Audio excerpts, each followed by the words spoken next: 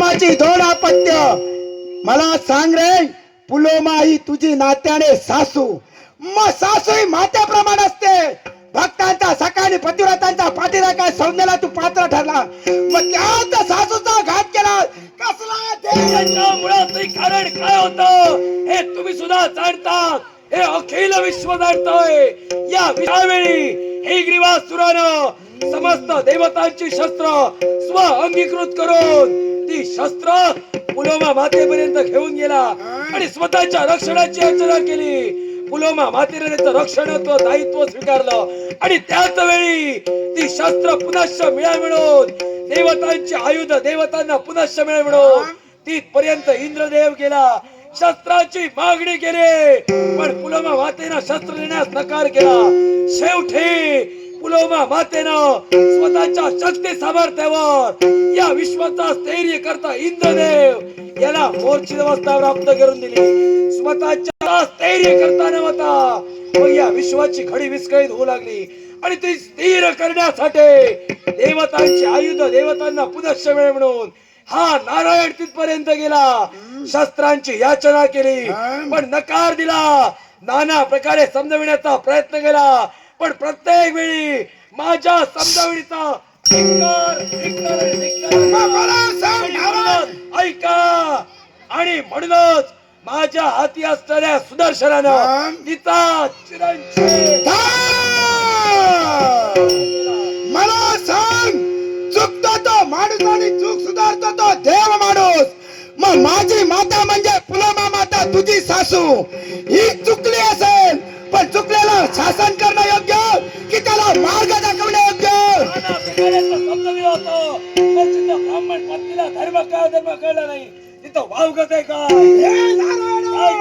मग ऐक म्हणते, जर माझ्या मातेला धर्म कळला नाही म्हणत अशी माझ्या प्रल्हादाच्या बाजूला तू जर का संरक्षण भिंत म्हणून उभा राहिलेस, निर्माण करू नका. प्रल्हादाचा राज्याभिषेक घडून दैत्य कुळाचा उत्कर्ष बा.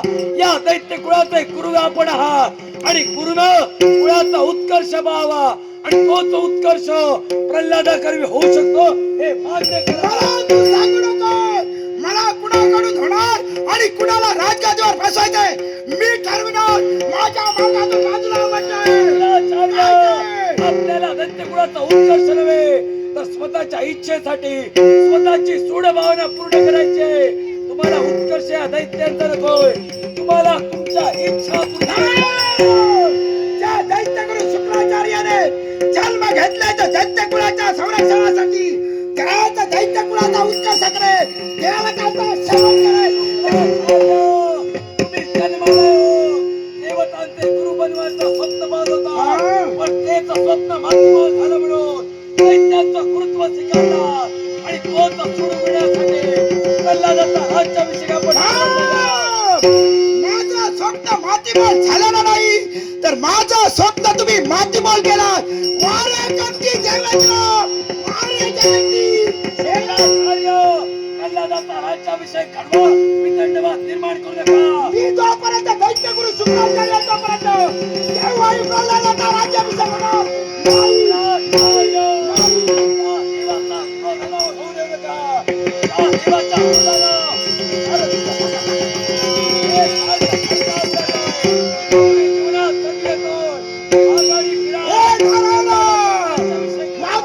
संयम ढासू देऊ नको.